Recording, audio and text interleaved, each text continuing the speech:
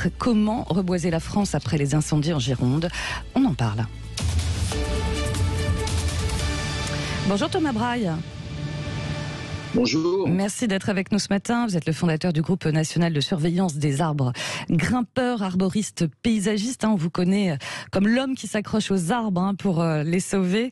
Alors pour vous, Thomas Braille, l'une des causes de ces incendies, ce sont les monocultures qui rendent nos forêts moins résilientes, c'est ça ? Alors, j'ai pas forcément dit que c'était la problématique des monocultures, parce que ce serait ce serait un petit peu donner à l'opinion publique l'idée que ce sont que les monocultures. C'est pas ça l'idée. L'idée, c'est que si on transforme la forêt qui a brûlé en plantation d'arbres, eh bien, en monoculture monospécifique, là, ça va vraiment devenir une catastrophe. On fait vraiment une grosse polémique en ce moment sur la forêt de la Teste de Buch, mais il faut savoir que cette forêt-là, elle était très très équipée en tout ce qui est biodiversité et que c'était une belle forêt, quoi. Donc aujourd'hui, c'est sûr que si les mots du président, quand on entend qu'il dit il faut replanter, oui. Après un incendie, une forêt, elle se régénère toute seule, quoi. Et j'espère qu'on ne va pas aller vers des transformations de forêts qui étaient bourrées d'écosystèmes en des plantations d'arbres. Parce que bien entendu, je tiens à le redire, les plantations de monoculture spécifiques, ce sont des plantations, ce ne sont pas des forêts, quoi. Voilà, oui, c'est de l'agriculture. Oui, vous distinguez les plantations d'arbres et les forêts, hein. Exactement, ouais. Ça n'a strictement rien à voir. Oui. Il y a très très peu de biodiversité dans les plantations d'arbres. C'est un modèle économique avant tout. On n'est pas là pour avoir un écosystème fort et surtout avoir plusieurs strates, parce que dans les plantations de monoculture, il n'y a qu'une strate. Ça veut dire qu'il n'y a pas de deuxième strate avec les bébés, les jeunes arbres qui sont prêts, qui attendent que les gros tombent, quoi, ou qu'ils soient prélevés. On peut aussi faire un modèle économique dans des forêts qui sont résilientes où l'homme intervient très peu, mais on peut faire, c'est un modèle économique qui est plus viable à terme. Faut savoir aussi. Ouais. Justement, parlons de modèle économique. Dans une vidéo postée sur Twitter, Thomas Braille, vous dites qu'on a besoin d'un autre modèle pour nos forêts, sinon on court à la catastrophe. Ben oui, aujourd'hui, la problématique, c'est que moi, dans le Tarn, je l'ai encore constaté il n'y a pas longtemps, je suis remonté sur une coupe rase qui a été faite sur du Douglas. On a prélevé des hectares et des hectares de Douglas. Ça, c'était le modèle qu'on préconisait il y a une soixantaine d'années. On en avait planté, après la déprise agricole, eh bien, tous ces champs, ils ont été replantés pour faire un petit peu d'argent, quoi. Donc, ok, d'accord, ce modèle-là, on l'a fait, mais maintenant, quand on prélève nos arbres, il ne faut plus repartir sur ce modèle-là, parce que je suis remonté sur une plantation qui avait une quarantaine, cinquantaine d'années, qui a été prélevée sur énormément d'hectares, donc de Douglas. On a replanté du Douglas.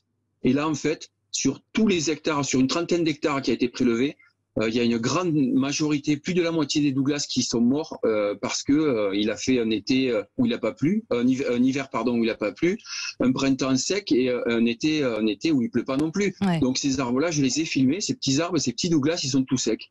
Donc aujourd'hui, il faut un couvert végétal permanent pour que les forêts puissent continuer à perdurer, quoi. Ouais, de toute façon, on a un déficit d'arbres aussi sur la planète, et en France aussi, non ?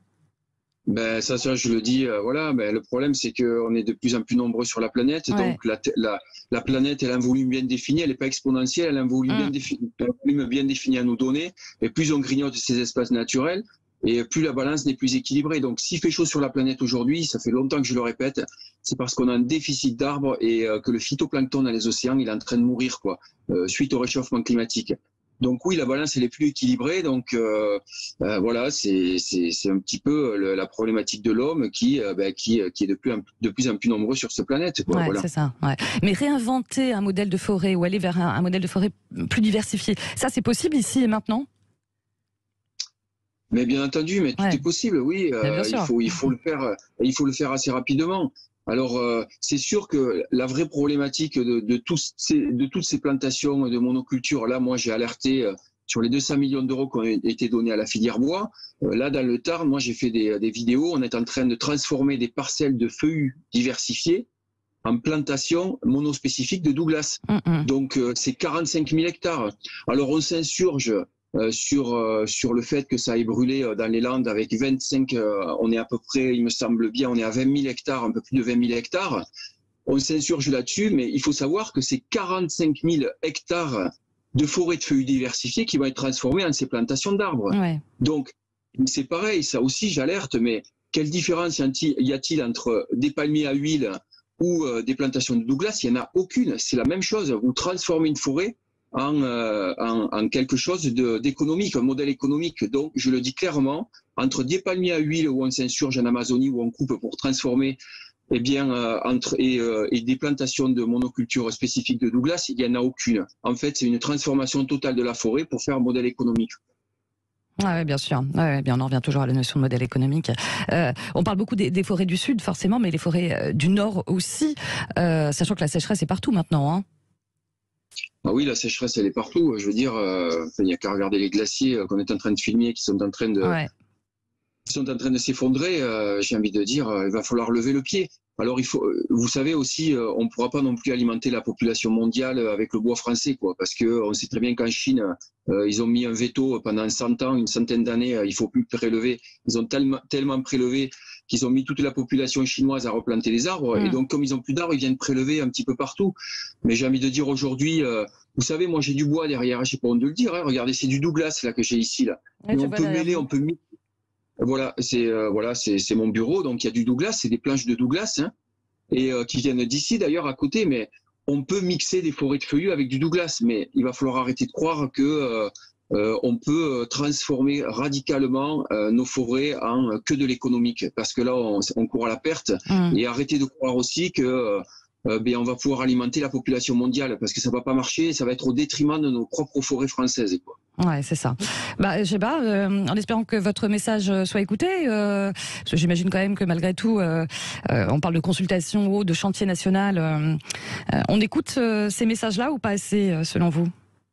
Alors, vous savez très bien que je me suis accroché Oui. il y a de ça à peu près 3 semaines dans un platane à côté de la Tour Eiffel.